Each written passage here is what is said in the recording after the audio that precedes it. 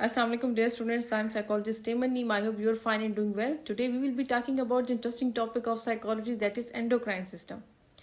What is endocrine system? Endocrine system is a chemical communication of the body. It works together with the nervous system to regulate the growth, motivation, reproduction, stress, emotions and behavior. Unlike the nervous system that uses the electrical impulses, endocrine system uses the hormone that is directly released in the bloodstream. It can affect our mood, behavior, emotion, feelings and mental health. In psychology, it is very important to understand the endocrine system because the imbalance can affect our mood, behavior, thoughts, emotions and our psychological health. आज का जो हमारा topic है वो endocrine system. आइए endocrine system को detail में discuss करते हैं।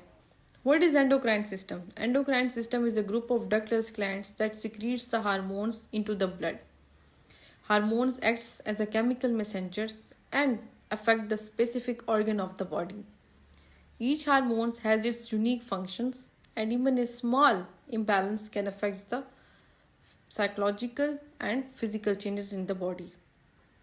Let me tell you the key features. The key features includes that hormones act slowly but it has the long term effect. Hormones जो होते हैं वो बहुत slowly affect करते हैं लेकिन उनके long term effect होते हैं. Each hormones affect the and target the specific organ of the body. एक हार्मोन अपने जो स्पेसिफिक उसका ऑर्गन होगा उसी को ही अफेक्ट करेगा. The third one is endocrine disorders can affect both body and mind. Endocrine system में कोई पेचीदगी पैदा हो जाती है या कोई मसला होता है, कोई एंडोक्राइन डिसऑर्डर होता है तो उससे ना सिर्फ हम जिस्मानी तौर पे हम अफेक्ट होते हैं बल्कि हमारा माइंड भी अफेक्ट होता है. तो एंडोक्राइन सिस्टम जो है वो केमिकल मैसेंजर्स होते हैं जो कि एक मैसेज दूसरी जगह से पहुंचाते हैं और अपने जो पार्टिकुलर स्पेसिफिक ऑर्गन होता है उसी को इफेक्ट करते हैं. Hypothalamus. What is hypothalamus? Hypothalamus is a small but a critical part of the brain that links the nervous system with the endocrine system. It maintains the internal balance and controls the many basic drives of the body.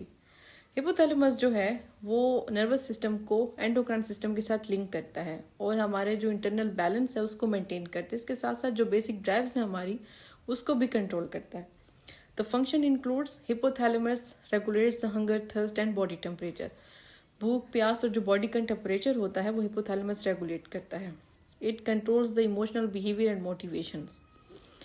It regulates the sexual behavior, controls the pituitary gland and initiates the stress response. जो हमारी basic drives हैं उनको हिपोथैलेमस control करता है. उसके बाद हम discuss करेंगे पिट्यूटरी ग्लैंड को. Pituitary gland is also called master gland because it controls the activities of other endocrine glands. The function includes it regulates the physical growth. Pituitary gland जो है ये फिजिकल ग्रोथ को regulate करती है. It stimulates the adrenal glands. It controls the thyroid gland and it plays a very important role in reproduction functions. एक बार याद रहे that disorder of the pituitary gland can affect growth, fertility, stress response and emotional stability. इसलिए आज से हम देखें तो pituitary gland जो है एक अहम किरदार अदा करता है हमारे मूड में, हमारी फर्टिलिटी में, रिप्रोडक्शन में, हमारे बिहेवियर में, हमारे इमोशंस में और फिजिकली ग्रोथ को भी रेगुलेट करता है. उसके बाद हम डिस्कस करेंगे थायराइड ग्लैंड्स को. Thyroid glands can control the metabolism and energy level.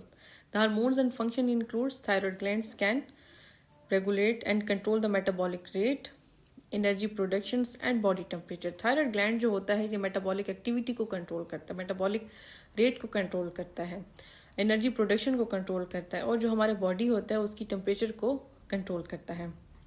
एक बार याद रहे दैट लो थायराइड एक्टिविटी में काज fatigue, weight gain, stress and depression, while the overactivity may cause the anxiety, restless and irritability. Thyroid gland एक मुतवाज़न तरीके में होने चाहिए, उनमें बैलेंस मेंटेन होना चाहिए.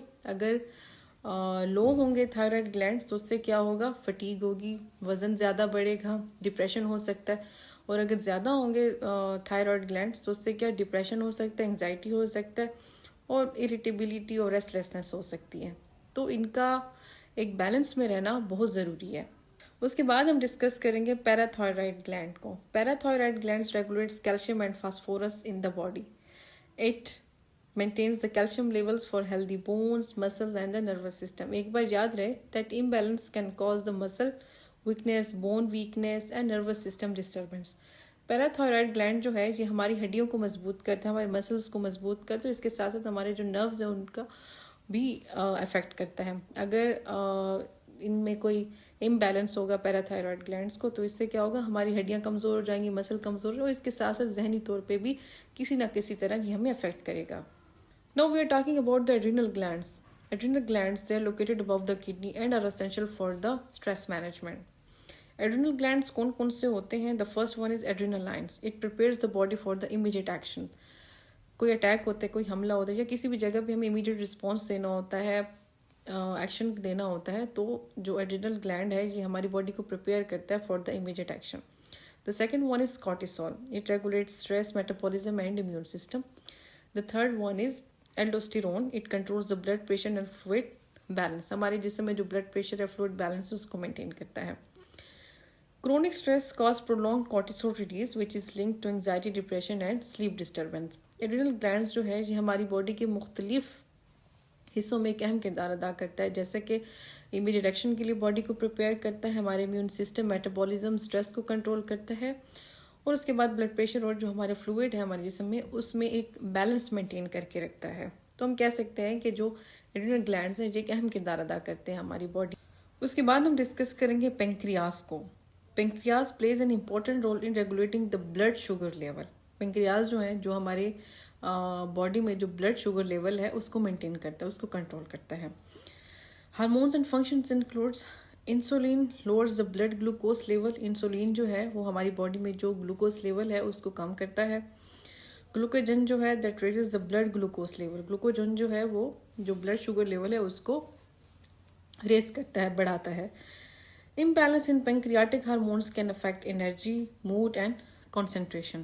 पेंक्रियाज जो है अगर इनमें कोई इम्बैलेंस होता है तो इससे हमारा मूड, एनर्जी और कंसंट्रेशन, फोकस और हमारी मेंटल हेल्थ जो है वो अफेक्ट होती है. Then we are talking about the testes and ovaries. Testes and ovaries, they're responsible for producing the sex hormones. The functions and hormones includes testosterone. It refers to the male sexual development, muscle strength and motivation. Estrogen, that is in female sexual development and emotional regulation. The last one is progesterone. It regulates menstrual cycle and pregnancy. एक बार याद रहे that sex hormones influence mood, attachment and emotional stability. अब यहाँ पे मैं एक और बात ऐड करना चाहती हूँ that hormones have a direct impact on our behavior and mental health. For example, as I discussed, cortisol affects stress and anxiety level, thyroid hormones influence mood and energy, and sex hormones affect emotions and motivations.